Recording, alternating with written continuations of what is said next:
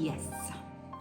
Good morning. Well, I've got the house to myself. Mel's gone to the farm and I thought what perfect opportunity it would be to show you the recent books that I picked up for winter. Grab a cup of tea, get yourself cozy, and we're gonna dive into these winter treats. Let's get into the video. In this winter book haul, I'm diving into reads that promise more than just pages. They offer a sense of calm, clarity, and a gentle nudge towards redefining our lives. So I've got quite a pile here, as you can see. Some of them are secondhand, because I try and buy secondhand where it's possible. Two of them I couldn't get secondhand because they had just been published. I just grabbed them anyway. Well, in the case of one of them, I absolutely love her stuff, and that is Donna Ashworth. Donna's poetry speaks directly to that part of us seeking courage, whether it's in big decisions or small daily moments. Her words guide us towards bravery that doesn't need to be bold or loud. It can be soft, personal, and exactly what we need. This is such a lovely read for the winter season, when we naturally turn inward, reminding ourselves that bravery often lies in self-reflection and self-acceptance.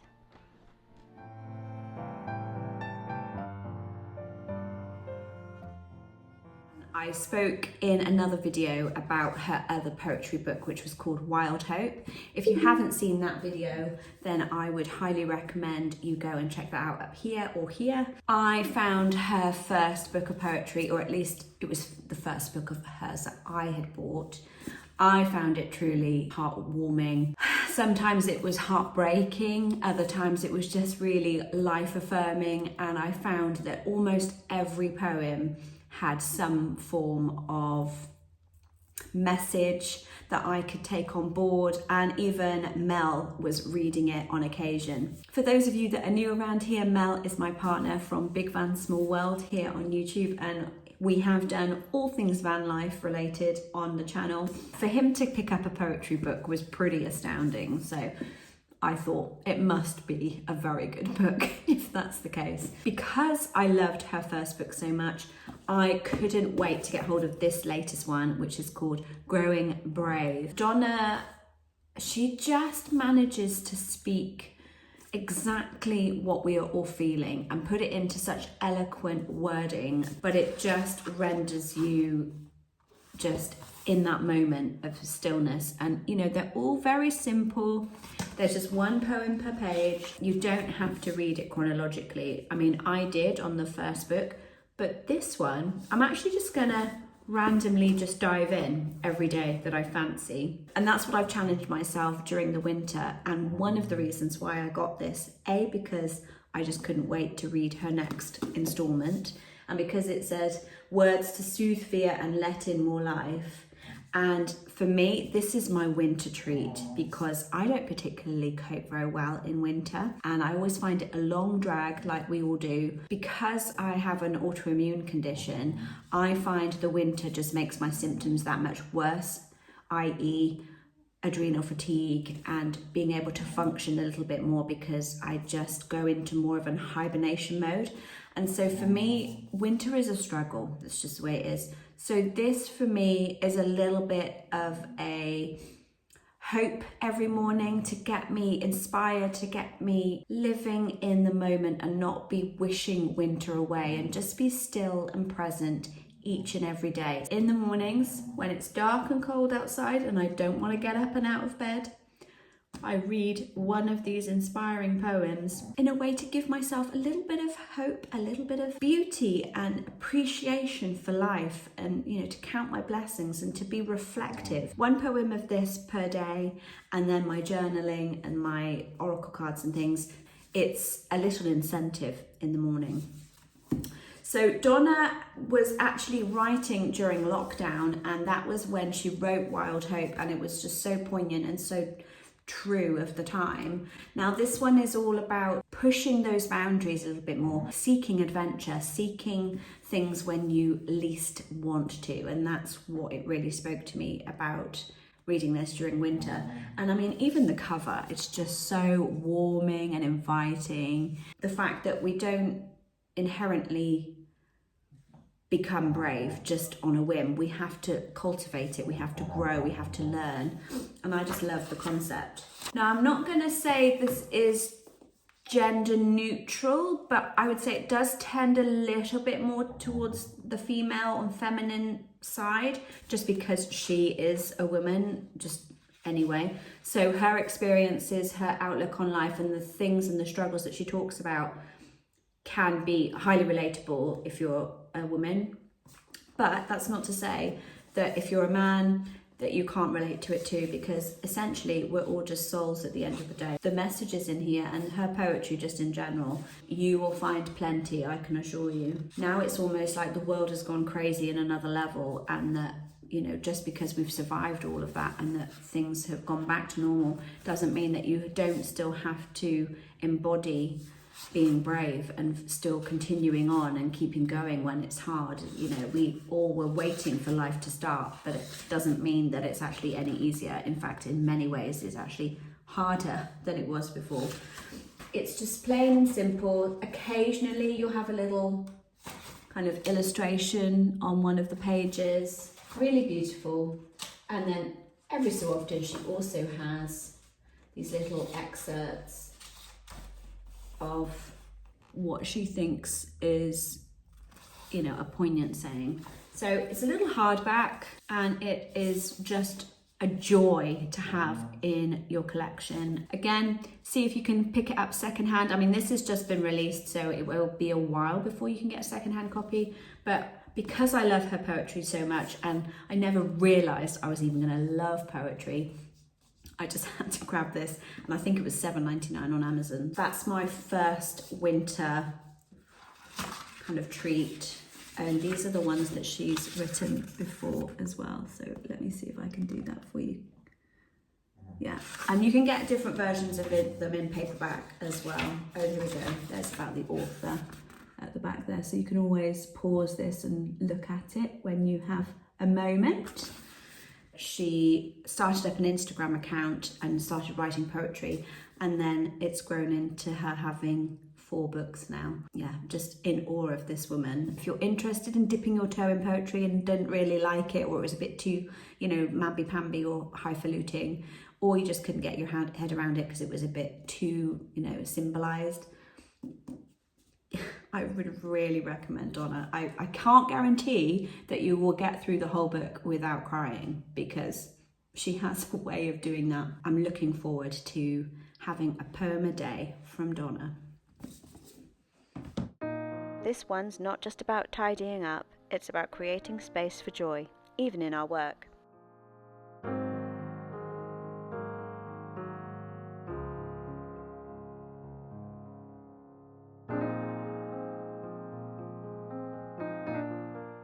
Marie's approach invites us to reimagine how our workspace can fuel our inspiration, especially in the quieter winter months.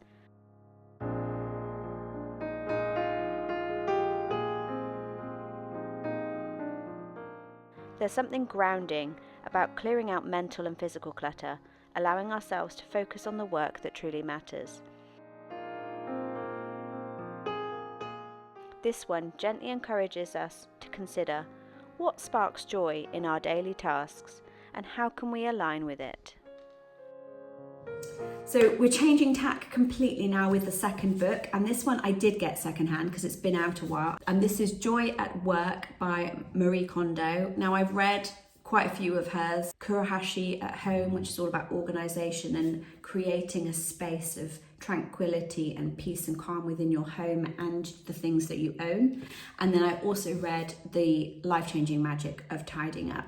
And again, I've talked about those in previous book hauls, so I will link them somewhere in this video and down in the description if you want to go and see my thoughts on those. This one is no different because I loved Marie's approach to life. She's very much about learning to cultivate what you love and looking and focusing on that first, and then letting go of everything else that is just the filler. So I'm really hoping that joy at work will be a similar mindset. I juggle so many things in my life, and I've talked about it a little bit before, but I'm going to be showing more of this side of my life here on the channel. I am a fully qualified trained massage therapist, so I do sports massage, pregnancy, deep tissue, trigger point, MET, lymphatic drainage, and I also am a level 2 Reiki practitioner. I also have been studying and working with the soul more recently, so I do lots of soul work, soul trauma, and past life healing as well. So that's more of my new venture that I'm going in, and it is just incredible what we have been able to achieve here in this room with my clients. So I do that. So therapist on one side. Then I've got my YouTube channel here, which I've done a lot of van related stuff and camper vans and camper van conversions with my partner Mel from Big Van Small World. So again, you can go and check him out if you haven't heard about him. And I've been doing that for the last 4 years because we met during lockdown and I was already doing a van. But yeah, so I've got that string to my bow. I've also got a mum who is severely disabled and has dementia. So I'm her full-time carer, or at least I wasn't up until about 6 months ago, but I'm still on hand to care for her. So therapist, van lifer or partial van lifer, YouTuber, carer. And then I'm also a partner in my father's business. So I'm a director of his business in construction and have worked with him before I trained as a therapist. So that's 5 things. And I'm a dog mama, so let me put my book down. Is there anything else that I'm forgetting? I don't know, there's 6 things that I do YouTube actually as a job as well. So technically 6, 7 things. So that's how many things I have to balance in my week. I flip from doing a video for the YouTube channel here. I then go and have clients. Then I'll go over and do all of the accounting for my father's business. Then I'll go and do a bit of caring for my mum because she needs to go to the hospital or she's, needing some personal care in the home. And then I'm back to, being a person here in the house and, doing life stuff and my own, things that I need to accomplish in my life. And then I'm back to having a client. Hence why this one was really just jumping out at me, because I would like to learn a better strategy in my week of how to manage all of these bows to my string and not get overwhelmed so much, be better at my time management and not run myself ragged trying to fit all this stuff in, but actually doing less but achieving more. I am getting there. Joy at Work is a collaboration between Marie and somebody else called Stephen, Scott, who has got lots of skills in sort of time management and things. And then Marie's approach to sort of slowing down and being more zen and feng shui in the way that we do things, so that you're still effective, but you're not, wasting time doing something that's not important. And even the way you set up your workspace and your schedule and your diary, it's all got to function much better. This in conjunction with Atomic Habits by James Clear. Again, I talked about this in a previous video. That book was revolutionary to me in learning how to stack habits. If I was at my desk working, look at your diary first before you start making an appointment, and then work out in terms of my video editing, when I book clients in, when have I got to leave space for filming, editing, uploading. Also any appointments that my mum has that I need to take her to, I need to put those in at the same time. And the list goes on. And you'd think it would be simple, but actually where I fall short is my YouTube stuff. So first and foremost, my mum and my family come first. So that's number 1. Second is my clients and my personal business, which is here, as you can see. I've got my couch behind me. And thirdly comes YouTube, and I have been finding that I cannot manage it that way round. So I need to make YouTube a little bit more of a priority if I want it to be something that goes forward into the future. So I'm really hoping that this book will just help me organize where I'm falling short and just give me a few hints and tips to not make me feel bad about what I haven't achieved, but to also celebrate what I can do and what I am able to do, rather than just berating myself for not accomplishing everything. And that's okay. We are never going to accomplish everything that we want to in our lives. Just knowing the direction that we want to head in and being more discerning about where we're spending our time and our efforts really will help me, and I hope it helps you too. Marie Kondo, author of the worldwide #1 bestseller, The Life-Changing Magic of Tidying, and organizational psychologist Scott Sonenshein team up to bring joy to work. The workspace is a magnet for clutter and mess.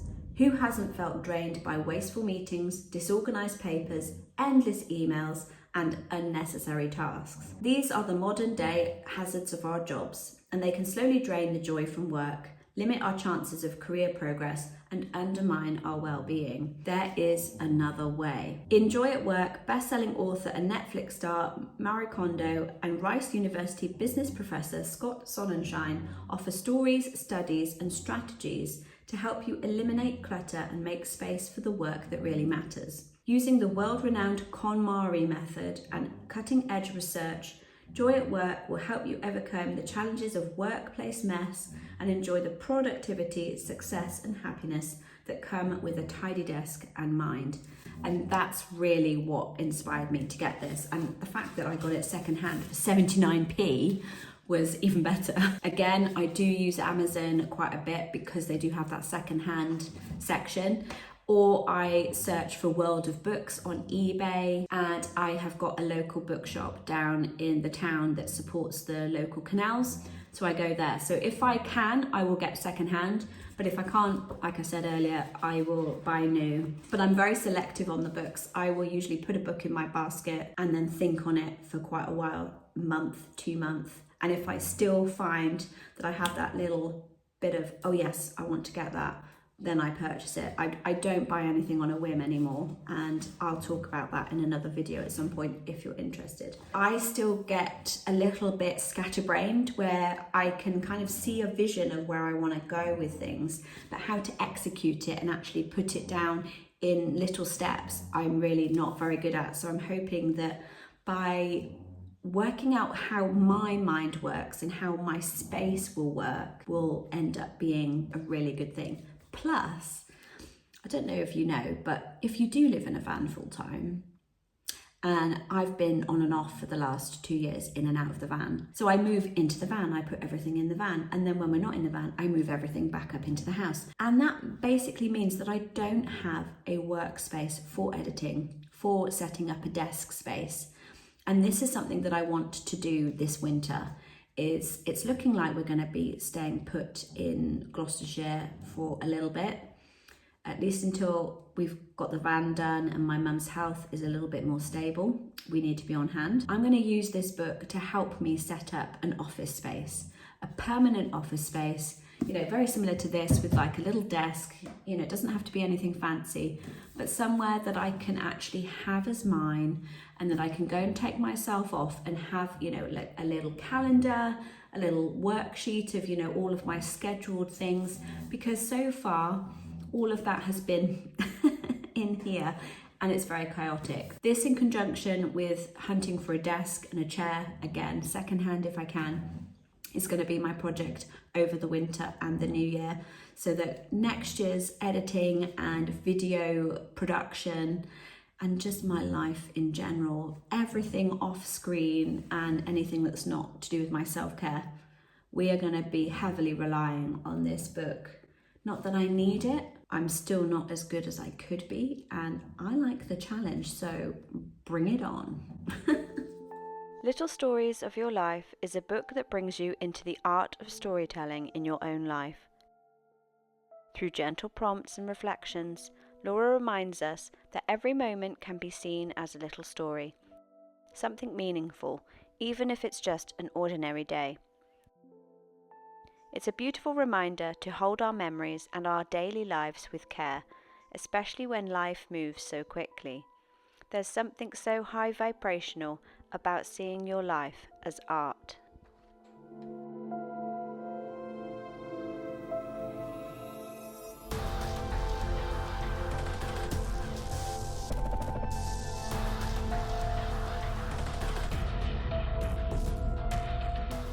When I came to realise that the original photograph came to inspire Laura to write her second book, I couldn't help but take a moment to appreciate where this journey had led her, and how I was looking forward to reading her next instalment very soon.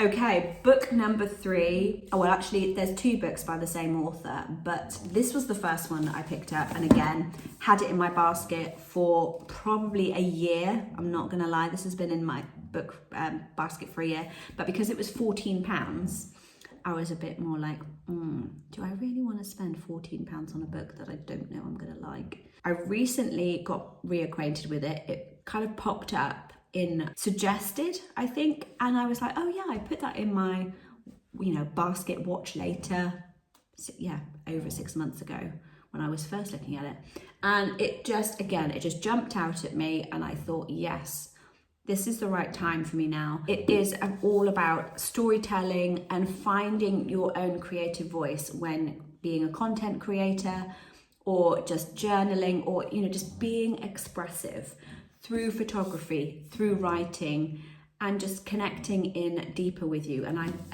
thought, what better way than to do this during the winter, cultivate a little bit of a storytelling practice, start journaling again, because I really failed during the summer because I'm always busy doing stuff. I flipped through it.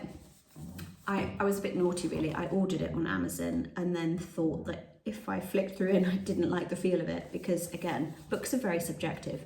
I intuitively know as soon as I pick a book up and I flick through it, yes or no. So I did that with this one, and it was an immediate yes. I mean, the photography is really beautiful. The way that she goes about talking about in the chapters. I mean, just look at the photography, it's just beautiful. And then what she was writing and expressing about in the book, for instance, just jumped out at me. So not only is it a little bit of her memoir of how she came to write and create her Instagram page, because that's where she started off with her Instagram. Again, I'm following a lot of content creators that have kind of found their own voice through their own creativity, and these are the people that I want to inspire me.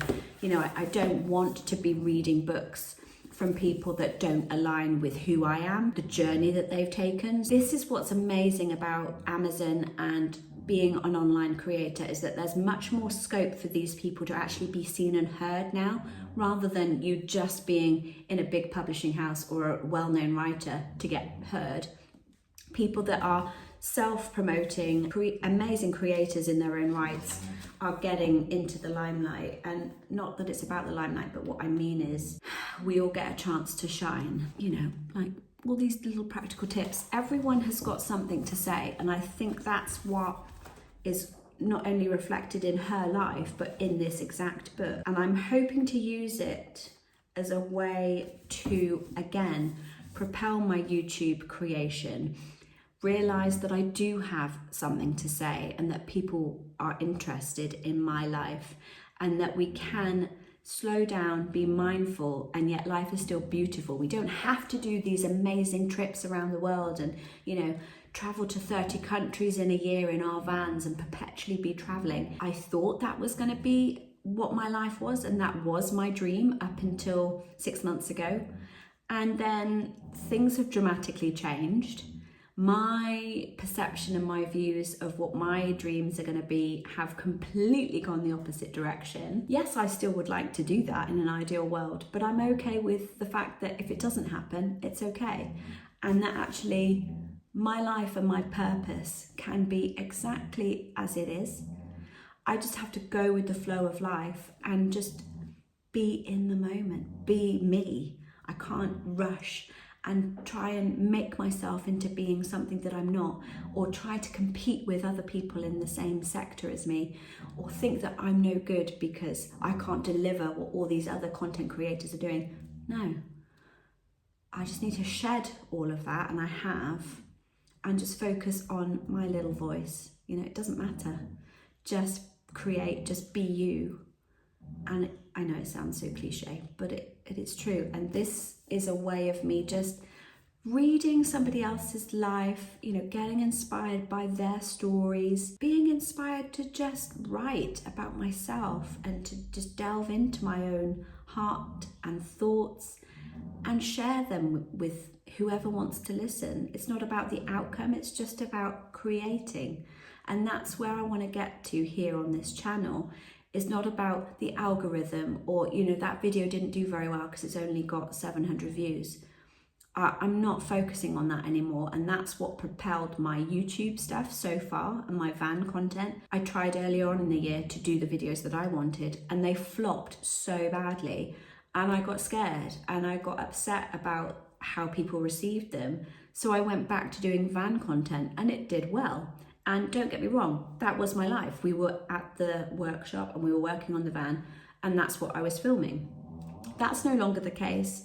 So I'm using this time and this opportunity to go back and to really pay attention to the stories that I want to tell and the voice that I want to cultivate. And this is going to be something that helps me. And it just jumped out at me. I loved her approach to the exact story that I'm on right now. You know, I want to slow down, and I want to talk about the beauty and the sunlight and being present in each and every moment and appreciating our lives, and not thinking, oh, you know, my life means nothing if I'm not, you know, skydiving off a mountain, or, you know, going to these amazing exotic places and traveling the world. You know, we can enjoy our lives even if it's just simply walking around our neighborhood, or for some reason if we're disabled or got ill health and we can't do these amazing dreams because life's changed. Doesn't mean that you have to give up on your life. It's just all about being in the moment and accepting what is and just enjoying the flow. Let me read the back of this one because I've been talking enough about it already. Okay, embrace the power of storytelling with little stories of your life. By the way, if you hear the snoring, it's Monster because he's sleeping down at my feet. And if you don't know who Monster is, he's my little baby chihuahua. Or he's not really a baby now, he's 8 years old. Okay, so through exercises that gently guide you towards journaling, writing, and harnessing your inner creativity, as well as tips on visual storytelling and improving your photography, Laura Pashby shows you how to tune out of the bigger picture and focus on the little things. Little stories of your life will show you that you can use creative, mindful, and thoughtful storytelling methods to create your own patchwork of tiny tales. Discover how to preserve the small moments that matter in your life and use your stories to improve your well-being and connect with others. Learn to slow down, pay attention, and find creative confidence as you record and capture the magic of everyday life. Yes. Oh, I just can't wait to get into that. Okay, by the same author, and this is brand new, just been released again a couple of weeks ago maybe. And as soon as I saw it, I didn't even realise that it was by the same author.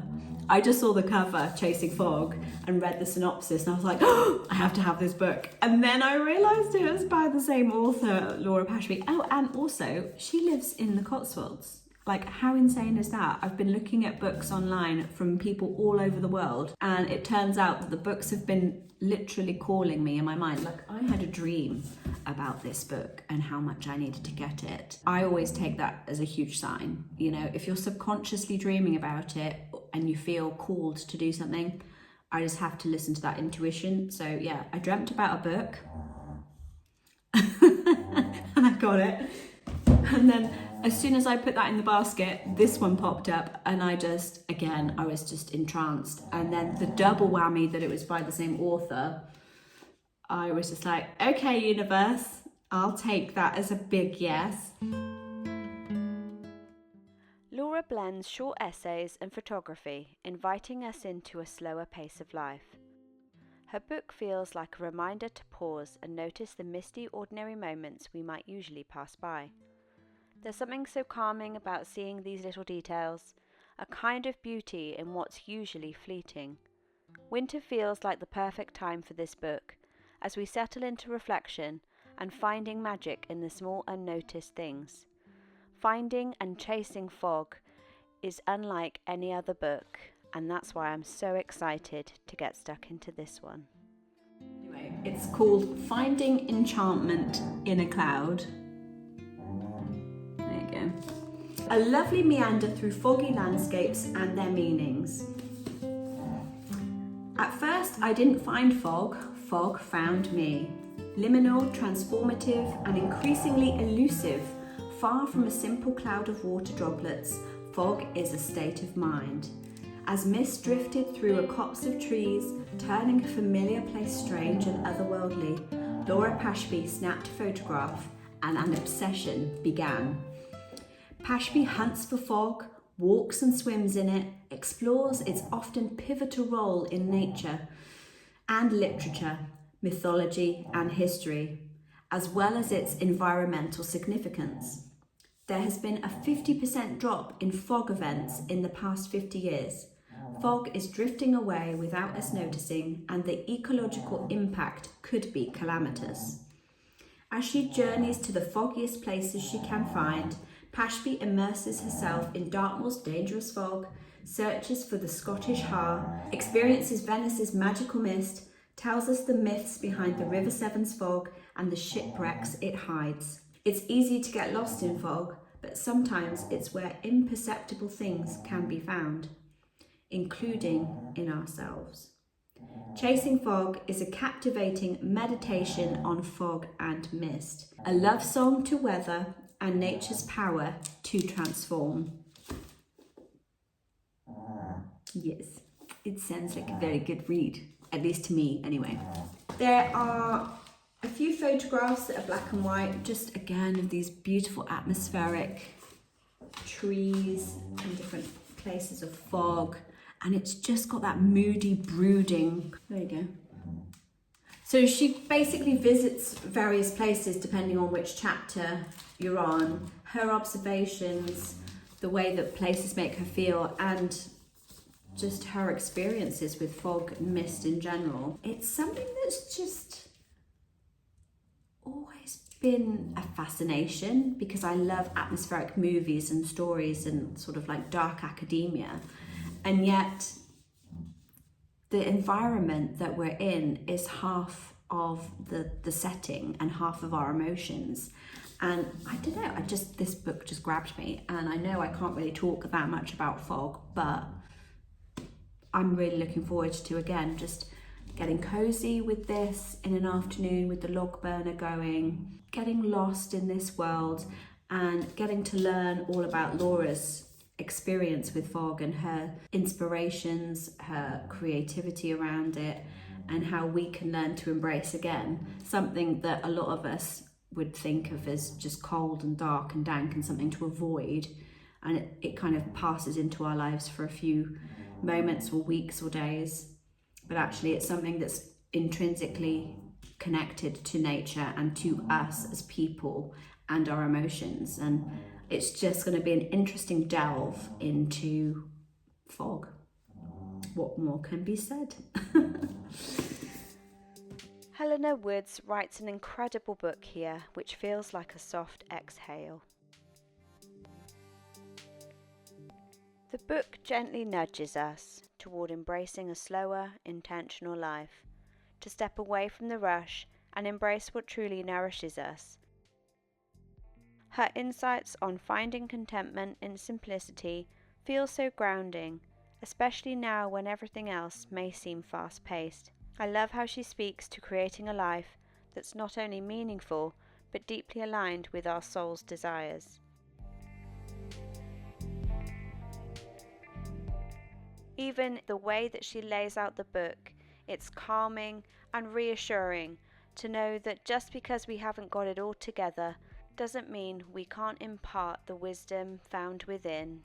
And in this book, she shares her heartfelt stories and reasons on how she found slow living a way of life. Last book, I promise. Another social media influencer, Helena Woods, who has taken the concept of slow living and created this beautiful big hardback book. Again, this one was £20, I think. I couldn't find it secondhand anywhere, even though I was looking. This book has been in my Amazon basket for, over 6 months. And I finally pulled the trigger on it again because I just wanted a few inspirational books for wintertime. This one, she again just talks about her experiences being on social media and how you're expected to be one thing and keep producing and keep coming up with new ideas. And actually, the more that you live in this world where you're expected to do more, to be more, and to keep going, we actually need to do the opposite. The fast life, the masculine mode. See, so again, I'm learning more and more about my femininity and embracing the feminine and how the feminine has been completely eradicated out of this world, or tried to be, over the last few thousand years. You know, women being branded as witches, our sacred feminine energy being taken, and the corporate world and the world in which we live is very masculine in terms of energy and physically. The era of the woman rising up and taking her place again, and not taking over, but rightfully taking her place that's been squashed out, and how their balance in the energy is still so far out, but women are claiming it back. And then when that is that balance, the feminine and the masculine can work together in balance and cohesion, rather than it all being very driven, productive. We've got to do this, we've got to do that, and stamping on everyone and not having that flow of life and that creativity and that stopping and slowing down. That is all the feminine energy. So she talks about what her life was like in the past. It is about you that you want to share with the world or just do within yourself. It's not necessarily about being a content creator, but she's taking her lessons of what she's learned and then giving it as a little bit of an insight into her life and what she's learned. Here she says, discover your core, quiet the mind, break out a list, know what you don't desire, breaking it down, baby steps, memorize and stack habits. So there's all these really helpful tips. Make habits easy, make habits attractive. So that's straight out of James Clear's Atomic Habits. Notes on finding your purpose. Everything starts from within. Making life more simple and cutting out all the fluff. A lot of this can be said that we all know, but sometimes it's nice again to have it embodied in one book or one reference guide, so that we can just, again, when we have a moment and we want to just sit down with a book and just reflect. I find it really helpful to actually have a book that's just there like a friend. You can have a chat, reacquaint yourself with things that you're struggling with, and just bring it back to the forefront of your mind so that then you can implement it again, rather than giving yourself a pep talk and forgetting. I like books as a reference, so you can just pick it up. And they are like long lost friends. I find some of my favourite books I've had for quite a few years now, and I go back to them time and time again, especially reference books, obviously, where you can just be like, I just want to get a little bit more of a grip on this. And you pick up that book that jumps out and you go, yes, okay, thank you for that insight. Thank you for that reminder. And me being more intentional going forwards because of that memory jog, or just sometimes a feeling in here of getting you back on track when you feel like you're a little bit lost. You know what I mean? So this is why I chose these books very intentionally, and actually they chose me, because these books most definitely jumped out at me. And even though I kept them in my basket, every time for some reason I would flip down and I'd see them and go, oh yes, I really still do want to get that book. Until last week, when I was just sitting in my room doing some reflection, doing some writing, and I just noticed that the dialogue with myself was, I just want a few books just to keep me tied over through the winter, keep me accountable, keep me on the right track so that I can cultivate some new thought patterns, some new strategies, and to be more creative rather than productive. Although that joy at work is a bit more productive, the rest of these are more contemplative, they're more creative, they're still giving me tasks and tools to perfect my YouTube creation and my storytelling and my writing, but they're still condensed into sort of a formatable way that I can implement it, if that makes any sense at all. And I like being visually stimulated, so I like the photography. I like having an actual book in my hands. I'm sadly not someone that's very good at having digital stuff. I have tried it, and for some things I don't mind a digital copy, and I like listening to Audible stories, but for practical like self-help guides or for inspiration like art books, lifestyle books, it's got to be the real thing. Let me know if you are like that and what you tend to gravitate towards. If it's a self-help book or a self-care book, photography book, things like that, do you prefer a physical book or do you prefer digital? Because obviously they're quite a lot bigger. Or are you okay with just listening to things and just having the inspiration come to you when you're doing another task like cleaning the house or doing a boring job? I can't listen to something and do another job at the same time. My brain doesn't work that way. I can listen to music, but I can't take on information. Even when I'm listening to an audiobook as like a story or a novel, I have to be led on the bed just with my headphones on and listen to it. I can't do two things at once. So it's quite funny. It's a really lovely book, and I'll show you some more pictures. There you go, of what the book entails. It's nice glossy paper, and it's just nice and simple to look at as well. It's not visually cluttered. So you could just do a chapter a week and really slow down, or even a month. But it's not something that feels like it's pressuring you to kind of like complete. It's something that you can dip in and out of, and some of it might be relevant at a certain time and some of it might not. But then when you come back to it, you might find another lot of source of inspiration. So there we have it. That is my little book haul of these wonderful little treats for me over the winter time.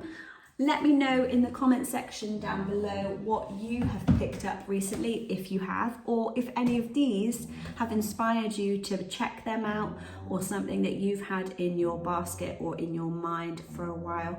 I'd love to know your thoughts. Really lovely to spend this time with you. Thank you so much for joining me today. Wrap up warm, stay cozy. If you like this video, I think you'll like this one next. And until next time, breathe in life every day. Namaste. These 5 beautiful books inspire, calm, and elevate your winter reading.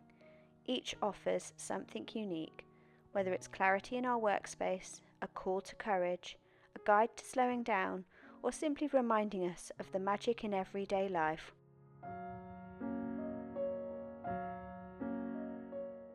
Give yourself a chance to unwind and cozy up this winter by falling in love with reading and books.